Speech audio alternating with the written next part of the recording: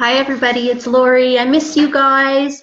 I've been meaning to do this for a little while and just hadn't gotten around to it. So part of my New Year's resolutions is to get things done.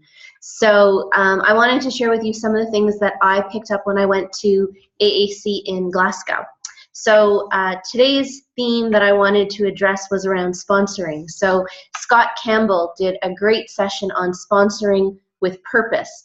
And he had us all start off by saying the affirmation, sponsoring is simple, sponsoring is easy, and sponsoring is fun. So if we have an attitude of, oh my God, it's so hard to sponsor people, then it's going to be hard to sponsor people. Whereas if we see sponsoring as something that's really simple, a simple, easy process, which it is, it's either a yes or a no, and if it's a yes, we know what to do, and if it's a no, we know what to do. So just making a game of it and just not worrying about it or getting attached to the outcome. So that was one of the things he said, and also that really our job is just to share the products and the opportunity. That's all our job is to do. We don't have to convince people or anything. We just share, provide some samples, provide some information, and it's the other person's job to either say yes or no.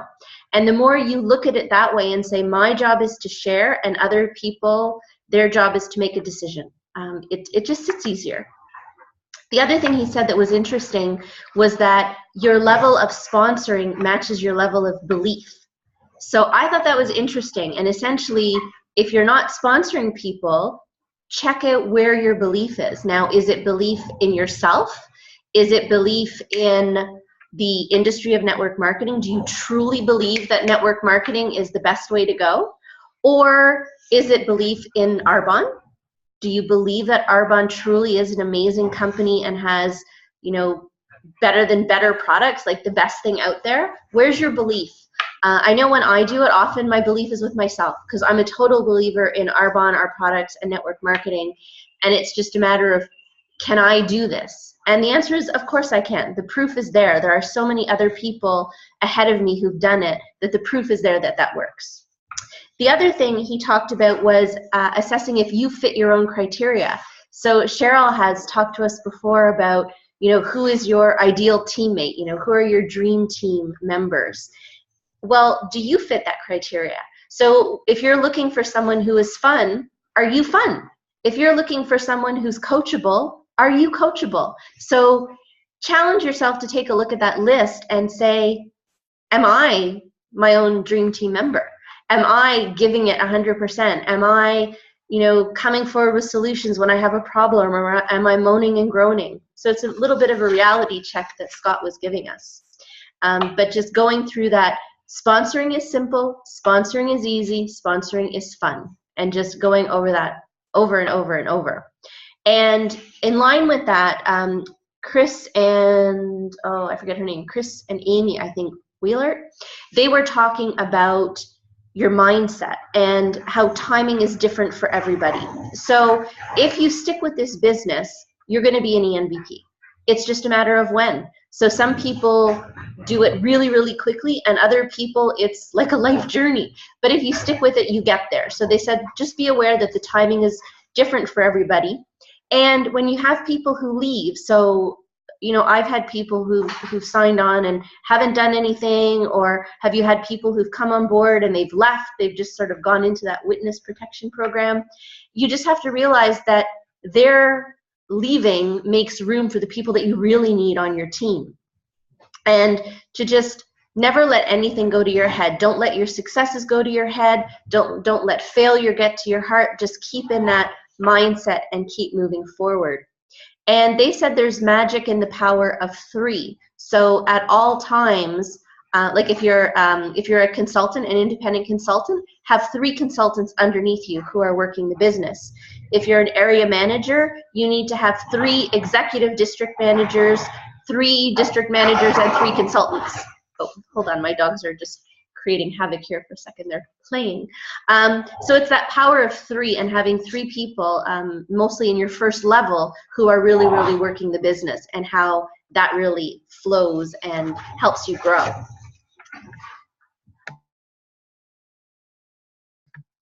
Sorry, I just had to yell at the dogs there for a second. So the other one that I thought might help you was a presentation by Shara Meek Myers. And what she did is presented, I think I have like a list of 26 places that you can go get new people. Because I don't know about you guys, but when I get a no, I'm not upset that people are saying no to the business. Like I really have that mentality of my job is to share, your job is to decide. So when people say no, I really don't care. I'm like, okay, I check you off the list, I can move on to someone else. And it's not personal for me.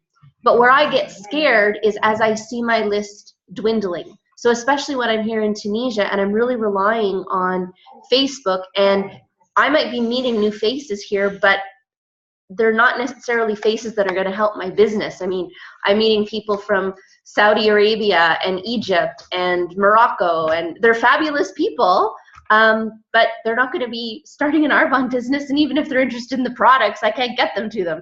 So it's a bit of a challenge, and so that hits me every time someone says no. I'm like, oh my God, my list is dwindling. So I'm going to give you a whole bunch of areas that she spoke to, and so you might want to take a pen out for these.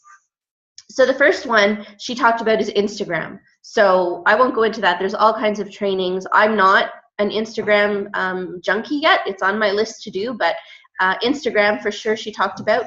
Networking events. So going to Chamber of Commerce meetings. Just like I have to yell at the dogs. Sorry about that. Reality, right? Other people have kids coming in. I have dogs who are playing. So networking events and meeting people, and you prospect them after. So don't go to a networking event going, oh my God, who can I approach about Arbonne? All you're doing is going and adding those new faces to your list. Then you build a relationship and you prospect them after. Facebook groups. So always individually messaging people. Don't just comment on a post, but if you see someone, you can click. Now this has its pluses and minuses because people won't always see your message. So sometimes I comment on the post and say, hey, I sent you a private message, and then I private message them and say something like, oh, you know, we have X in common or something like that. But looking at those different Facebook groups, whether it's vegan groups or cooking groups or gluten-free groups. A friend of mine has a major gluten allergy, so she's in all kinds of gluten-free groups. Personal growth groups, you know, like people who are just looking to improve themselves.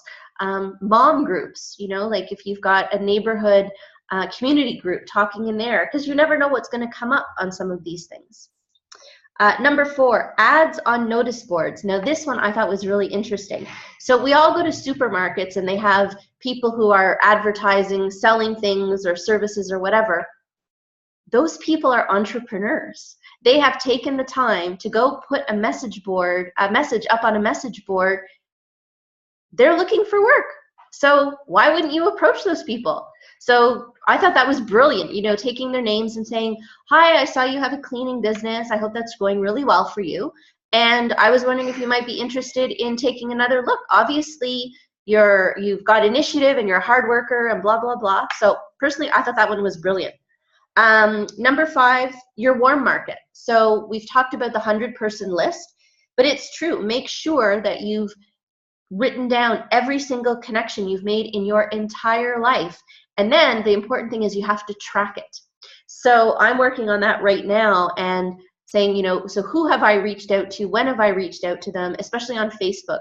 Have I friended them? Have I looked at their profile? Have I gone through their friends lists? All of those kinds of things. Have I liked and commented on their posts recently?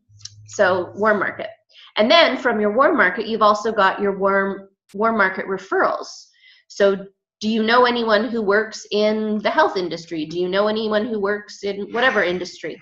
And there's wording that goes with that. And the wording that she suggested was something like, do you know anyone who works in X? As I've got a side project on the go and I'm working with X. So it could be, do you know anyone who works in hospitals? I'm working with nurses, for example, to help them create more time, money, and choices in their lives. Do you know anyone? So going to that warm market. And one thing that I've started looking at and using a little bit more is the Eye on Arbonnes. So something like, hey, I just read this Ion Arbonne, and this person is an accountant who's doing really, really well in Arbonne, and you're an accountant. I was wondering if you might be interested, or if you knew of any accountants who might be, because you work in financial planning or something. I don't know, but using the Ion Arbonnes too. Number 7, Google search your city name for professionals. So going in and saying, you know, Las Vegas, Nevada, looking for massage therapists. Las Vegas, Nevada, looking for lawyers. You know, lawyers are always busy, busy, busy, and could often use some free time. Maybe they're looking for something else. So Google search. Meetup.com. So finding people in groups that are unified by a common interest. So whatever you're interested in, do it with other people. So if you like to go hiking, instead of just going hiking with your husband or partner or best friend, join a hiking group and go meet other people. And again, you're not going to prospect them on day one, but it's a whole new network of people that you can meet up with and add to your list and prospect later. LinkedIn, mostly they're professionals. And if you've got professionals, that means they are time poor. So they might not want to do Arbonne for financial freedom, but they might want to do it for the time freedom. Number 10, Twitter. Number 11, YouTube. So talent scout your next ENVP.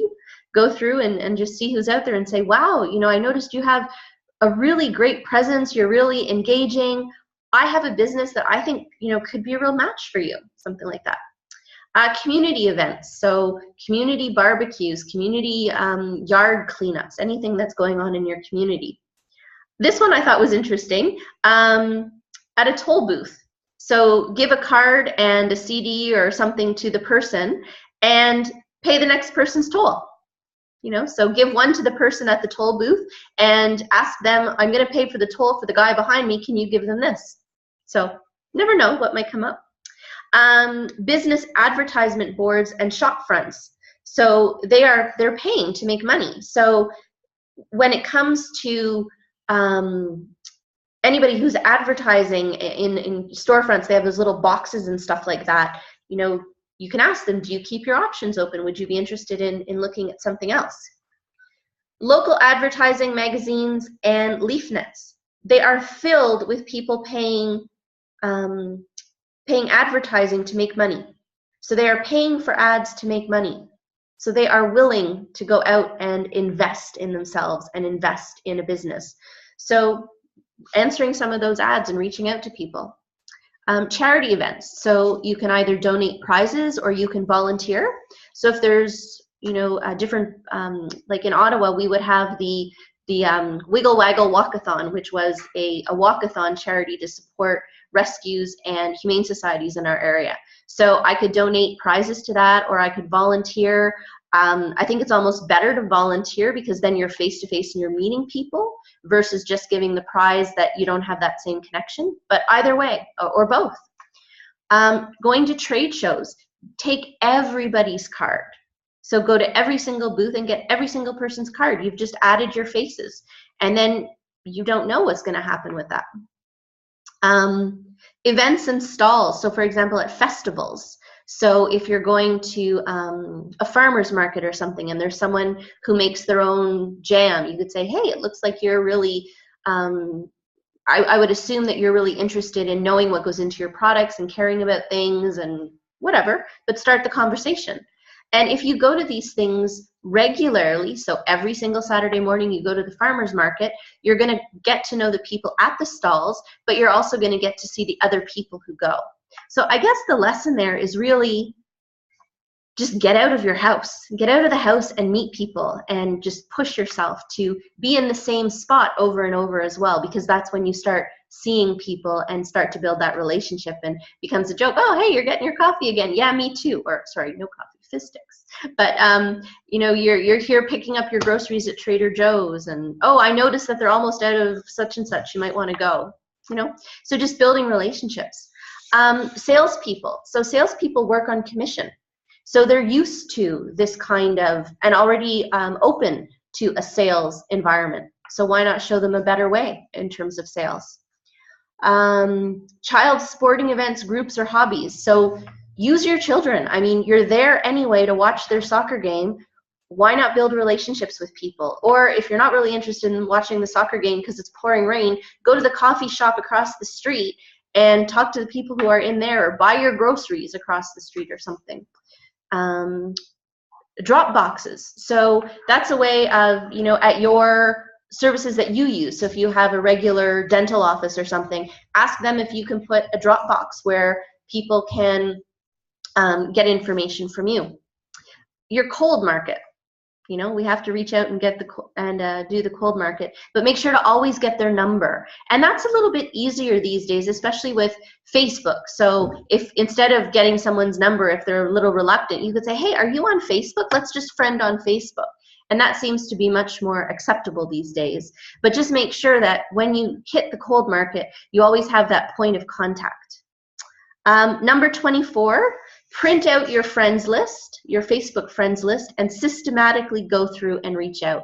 And the big challenge here is don't decide for others. Remember, your job is to share, their job is to decide. So just put on your big girl panties and just do the ask. And just ask and ask and ask and ask and ask. And eventually you're going to turn up those aces. Analyze the generations within your network. So going down to first, second, third generation. So I have a friend named Jen. Jen has X number of friends, looking at their friends and X number of friends. So just going further down in your network and saying, who's a friend of a friend of a friend of a friend? And again, systematically checking that out and seeing where there might be a commonality or an interest. Paying attention to who is posting on what kind of posts. So if you are liking your friend's post on a healthy eating tip that they might have put, see who else is also commenting or liking on that, and then reaching out to them and saying, hey, I noticed you have an interest in this too. I just tried this amazing thing and thought you might like it. So sharing and adding value.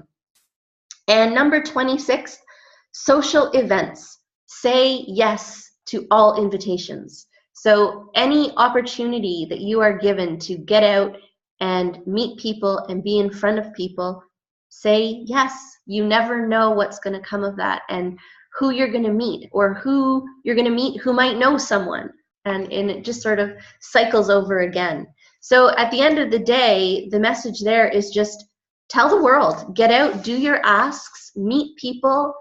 Don't be out there, you know, trying to just barf Arbonne all over them. You know, we want to drip, and maybe the first time you don't mention it at all. You just talk about what other people are interested in and find out more about them. We've heard on so many trainings, you know, we need to find the problem that Arbonne can be the solution for. And this takes time, and because it takes time, it also takes tracking and organization. So going into systems to make sure that you have those in place to know who you've talked to when you want to follow up with people. I was going through my Facebook list, and I had made a note of someone in the column that they were looking to go vegan or had recently started to try, and I forgot about them. And it was when I went back and I looked, I'm like, oh my God, how could I have not reached out to this person yet? But it was because I had the system to help me to do that. So I think the system is an important piece of this too. So I hope that helps. Sponsoring is simple. Sponsoring is fun. Sponsoring is easy. Go get them.